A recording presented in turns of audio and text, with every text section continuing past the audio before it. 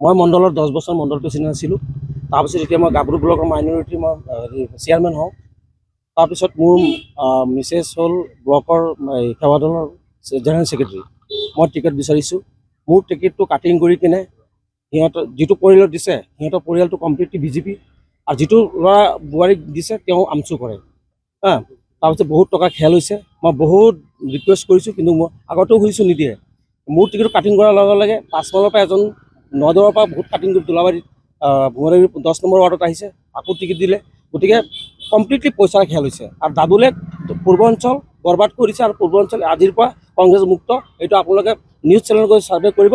কেতিয়াও পূৰ্বাঞ্চলত কেতিয়াও কংগ্ৰেছ কৰিব নোৱাৰে, আৰু কমপ্লিটলি কংগ্ৰেছ মুক্ত, আৰু কংগ্ৰেছ নাহে পূৰ্বাঞ্চলত। সোমালে গতি বেয়া হ'ব।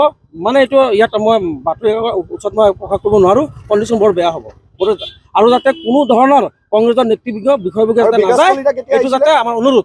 বিকাশ কলিতা কেতিয়া আহিছিলে কংগ্ৰেছ জইন কৰা? কিমান নতুনকে কিমান দিন হ'ল? 6 মাহ হৈছে। তাৰপিছত আহি কি হ'ল, কি কৰিছে? কোৱা। এতিয়া কথাটো হৈ গ'ল, যিহেতু এওঁ ক'লে আমাৰ সেৱা দলৰ এওঁ ৱাইফ আছিলে, জেনেৰেল ছেক্ৰেটাৰী আছিলে। আমাৰ সেৱা দলৰ নিয়ম মতে যিহেতু মই ডিষ্ট্ৰিক্টৰ চেয়াৰমেন, আমাৰ এটা হ'লেও কোঠা দিব লাগিছিলে, কিন্তু নিদিলে। আমি কিমান বাৰম্বাৰ ৰিকুৱেষ্ট কৰিছোঁ, তথাপিতো টিকেটটো নিদিলে। আমাৰ অসম প্ৰদেশ কংগ্ৰেছ সেৱা দলৰ চিফ দীপায়ন ডাঙৰীয়া, তেওঁৰ লগত আমাৰ কথা হৈছিলে এওঁৰ থ্ৰু দি। তাৰপিছত কয় তোমালোকে পাবা এটা টিকেট, কিয় নাপাবানো? তাৰপিছত আমাৰ যিহেতু কংগ্ৰেছৰ আমাৰ ইয়াত ইনচাৰ্জ আছিলে সঞ্জু বৰুৱা ডাঙৰীয়া আছিলে, জিন্তু হাজৰিকা ডাঙৰীয়া আছিলে, তেওঁলোকৰ লগত আমি আলোচনা কৰিছিলোঁ। আলোচনা কৰোঁতে তেওঁলোকে কৈছে তোমালোকে সেৱা দলৰ এটা টিকেট তোমালোকক দিবই লাগিব, তেনেকৈ কৈছিলে। কিন্তু তেওঁলোকে আমাক টিকট নিদিলে। মই বেক ডে, মই যোৱাকালিৰ কথা, মই দাদুল বৰকটকী ডাঙৰীয়াক মই ফোন কৰিছিলোঁ। তেওঁক মই ফোন কৰোঁতে তেওঁ ক'লে তানজিৰ ওপৰ লেভেলৰ কিবা এটা খেল হৈছে, ওপৰ লেভেলৰ খেল হৈছে। এতিয়া প্ৰশ্নটো হৈ গ'ল, ওপৰ লেভেলৰ কৰ খেল হৈছে? ওপৰ লেভেল মিনছ হোৱাট? তাৰমানে দাদুল বৰকটকীয়ে কিবা ওপৰ লেভেলত কিয় মেনেজ কৰিছে নেকি?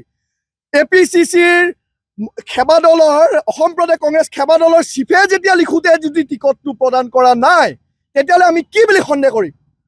আমাৰ কোনোবা গুৰিয়াল জড়িত আছে নেকি ইয়াত?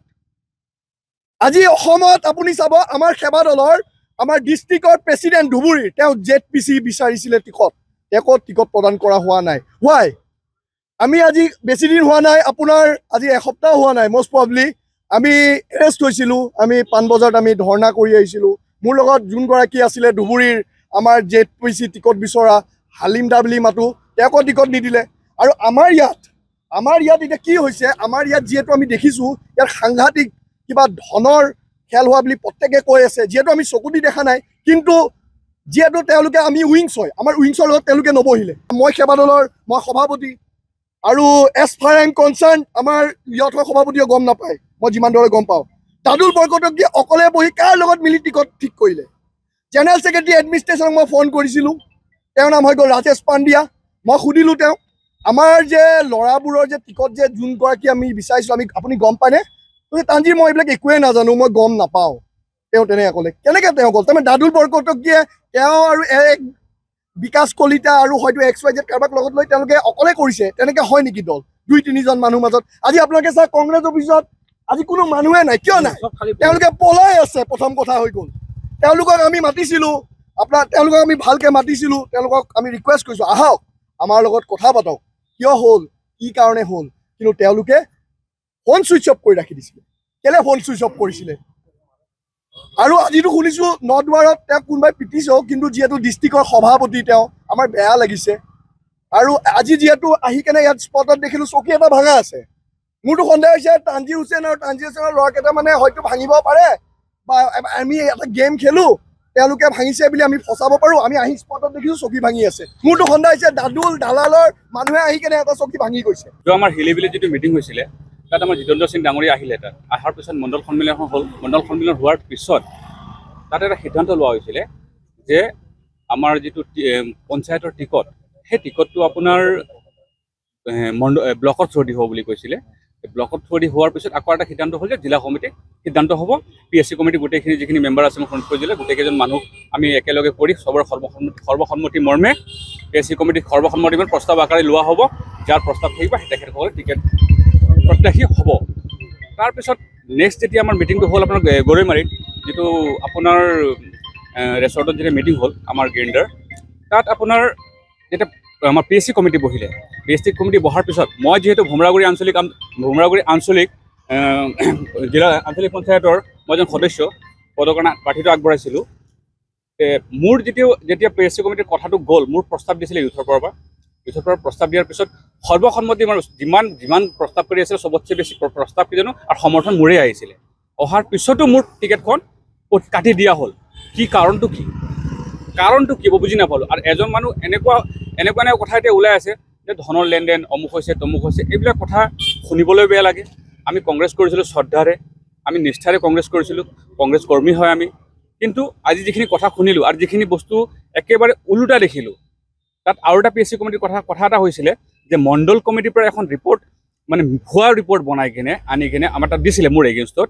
মণ্ডল কমিটিক আমি লগে লগে তাত ফোন লগালোঁ পিছত মণ্ডল কমিটিয়ে যিহেতু ক'লে যে তাত কোনো ধৰণৰ মই হস্তক্ষেপ কৰা নাই বা কোনো ধৰণৰ লিখিত দিয়া নাই।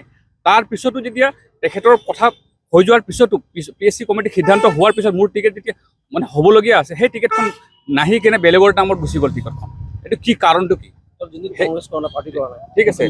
আৰু আমি এটাই বস্তু বিচাৰো যে বস্তুটো এনেকুৱা হ'ল কিহৰ কাৰণে। আৰু ইয়াত জিলা সভাপতিয়ে এনেকুৱা ধৰণৰ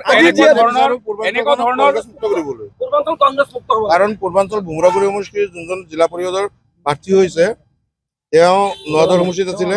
যোৱা কালত তেওঁ পঞ্চায়ত সভাপতি আছিলে। তেওঁ তাত বহুত দুৰ্নীতি কৰিছে, বহুত দুৰ্নীতি অভিযোগ আছে।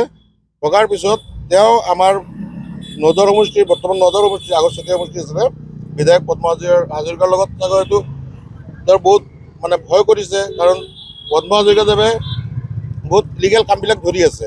তেওঁ বহুত ইলিগেল কৰাৰ কাৰণে তেওঁ হয়তো তাৰ পৰা ভুটু কাটি আমাৰ দোলাবাৰী পঞ্চায়তত আনিছে, নদৰ পৰা ভোমৰাগুৰি পঞ্চায়তত আহিছে, মানে ইলিগেলৰ পৰা বাচিবৰ কাৰণে।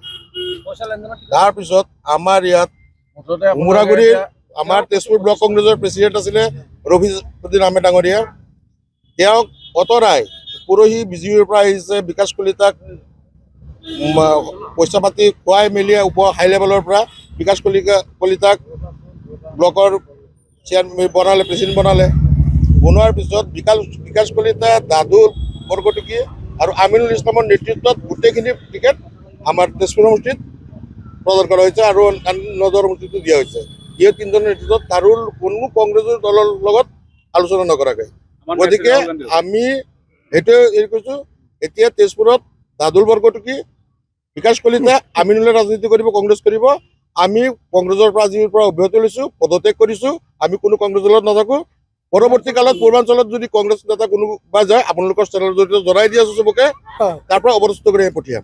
যিকোনো খবৰৰ বাবে যোগাযোগ কৰক 7099017330 লগতে 7099017110 নম্বৰত।